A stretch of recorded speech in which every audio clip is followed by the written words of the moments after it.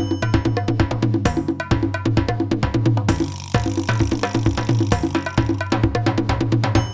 everyone, it's Richard Wong here from New Zealand.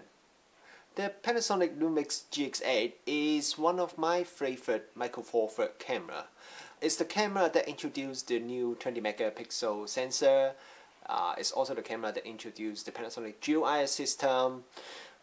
I love the build quality, I love the ergonomic. I just feel like it's a very good solid camera. But when I talked to my reader after the camera was announced, and also later on talked to Panasonic, it seems like the comments from the public is a little bit different from what I feel. Most people think the GX8 is too big for a street photography camera. They don't like the fully articulated screen because it's not good for street photography, which I do agree. And just there are a few changes that people don't really like about the GX8, and they just prefer the GX7, and they're just saying, okay, I won't upgrade to GX8 because this is not the camera they want. And now we finally have the camera that a lot of you guys have been waiting for, and that is the Panasonic Lumix GX9. So we have the GX7 here. This is our own GX7 and the GX9. If you put them side by side or on top of each other, you notice they are pretty much identical in size. I think the GX9 is only like 1mm or 2mm wider or taller than the GX7, but in real life they are pretty much identical in size. So the GX9 body, following the GX series tradition, is a rangefinder style body with off-center electronic viewfinder at the back, which is tiltable, and you also have the touch LCD screen at the back, and this time it is the tiltable one, just like the GX7, so you can tilt up and down. The spec of the electronic viewfinder is the same as the one on the GX85 or GX80, depends on what country you're from. So after using the GH5S, G9, they have the huge electronic viewfinder, and coming back to this GX9, the electronic viewfinder does seem quite small in comparison. It's high resolution and it's nice, but it just feels a little bit small. Another feature that was missing from the GX8 has come back, which is the built-in pop-up little flash. And you can also push the flash back a little bit for a bit of bounce flash if you want to. Now if you look at the top of the camera, let's see if you can see it here, it is a lot simpler than the GX8 and the GX7 as well. There are only 3 set of control dials here. So one is for the shutter and also the front dial. The other one is the video record button, which is also the power switch. The other one is that double-decker dial thing, which the top is to control the mode and the bottom one is to control the exposure compensation. And yes, the exposure compensation does work when you are shooting in manual mode with auto ISO turned on. I think a lot of people will be really happy about it. I'm one of them. You won't find a microphone input jack on the camera, but you will still find the HDMI port and the USB port. The USB port can be used for charging the battery as well, which is great. Now, one thing I really quite like is that the little door for the that hide the HDMI and the USB port behind. Oh, and check out how Panasonic made the door for the HDMI and the USB port is very clever. So basically you just need to put your finger here and push it, and then the door will open, and then you just push back and it will close. So yeah, I'm not sure why there's no other camera manufacturer has done something like this before. It's such an easy to use and clever design. You just put it and then you just open, and then when you want to close it, you just do it like this, so there's no those rubber flap that's very horrible, or other plastic clip that is also not very good to use. So yep, I really like this little design. It's a little thing, but I love it. With the smaller body, the grip on the GX9 is also quite a bit smaller, especially when you compare to the GX8. But there is a optional hand grip that you can buy and attach to the GX8 if you prefer to have a better, bigger grip. So if you put a small lens on it like this 15mm Leica lens, the handling is still pretty good. But if you want to put on the larger lens on it like the Leica 200mm f2.8 or the 100-400, then I think you definitely should get the optional grip and attach to the camera. So I'm not sure if it's because they choose to use this very clever sliding door design. The GX9 is not a weatherproof camera. But having said that, you don't need to hide the camera straight away when you notice there's a little bit of rain dropping down from the sky. I have used the camera a few times under light shower, and the camera is working very fine. Having said that, try it at your own risk, so don't come and talk to me if you use it under rain and damage the camera. So overall, it is a very solidly built little camera. I like how they simplify the design, the top plate, and there are not too many buttons. You don't find a lot of those function dial and buttons everywhere on the camera. So the GX9 also has the Dft Autofocus system. Autofocus speed fastest is 0.07 second, which is pretty fast. The low light autofocus is down to -4 EV, so yeah, I try to shoot photo under pretty low light and it can focus pretty well as well. Burst speed is 9 frames per second in AFS mode and 6 frames per second in continuous focus mode. The camera using the BLG10E battery, which is the one that is you can find on the GX85, I believe. It's quite a small battery. The official battery rating is about 250 frames, I think, per charge, which is not really that high.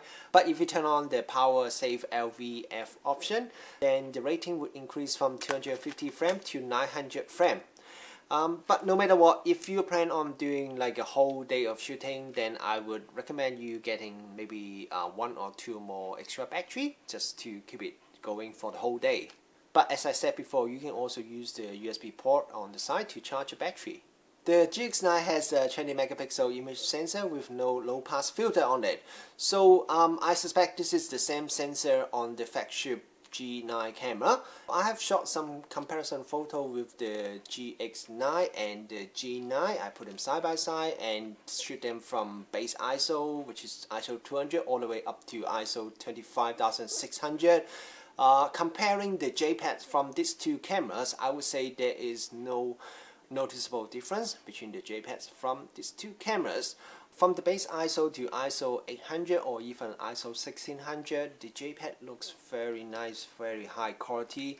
ISO 3200, ISO 6400, then you would start notice the image quality starting to drop quite a bit. It's a bit more noise, and also the finer details starting to disappear. At ISO 12800 and also ISO 25600, then yes, definitely the image quality dropped quite a bit. It's probably good for web use, but you won't be using it for anything serious. Now speak about JPEG, I would say the JPEG out of the GX9 is absolutely beautiful.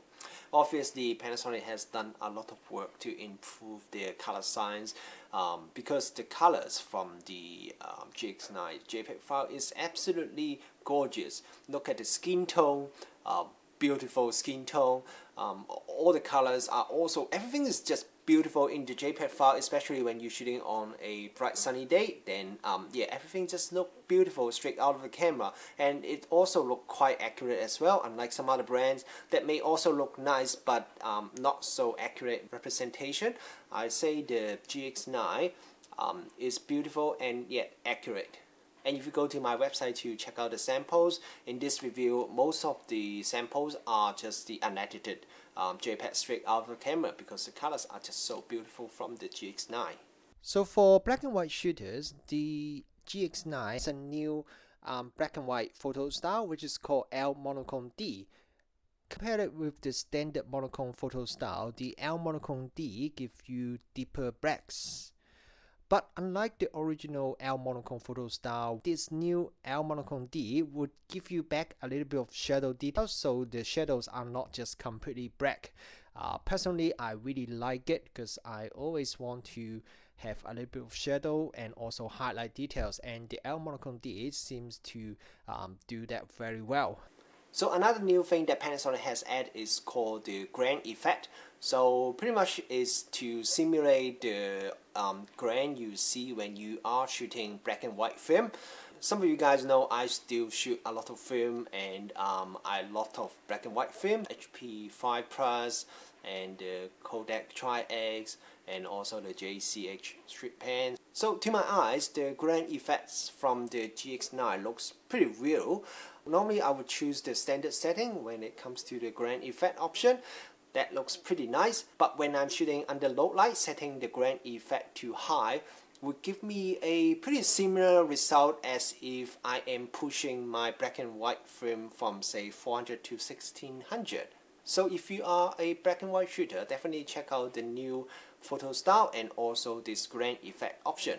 The GX9 has an in-body image stabilizer and it supports dual IS as well. So I have done a bit of testing myself with the in-body image stabilizer only at 25mm. Is around 3 stop effective, and with the dual IS system is around 4 stop effective. So overall, while it's not as good as G9's crazily good dual IS2 system, the image stabilizer on the GX9 is still quite effective in minimizing the chance of image blur when you are shooting at slow shutter speed. Just like the other Panasonic camera, the GX9 also have the 4K photo mode, and Panasonic has made a few changes, improvement to it. One of them is that it has the auto pin feature. Basically, when you shoot a long 4K photo sequence, one of the problems I usually find is that, okay, I shoot like say 10 seconds of 4K photo. That means I have like 400 photos. I want to find the photo that I'm interested in, and that take a lot of scrolling to find it out. So Panasonic has implemented a smart frame detection algorithm. Basically, it will try to find the important frame in the whole sequence, so you can basically just jump to that frame and see if that is the frame that you want from the whole hundreds or thousands of photo sequence.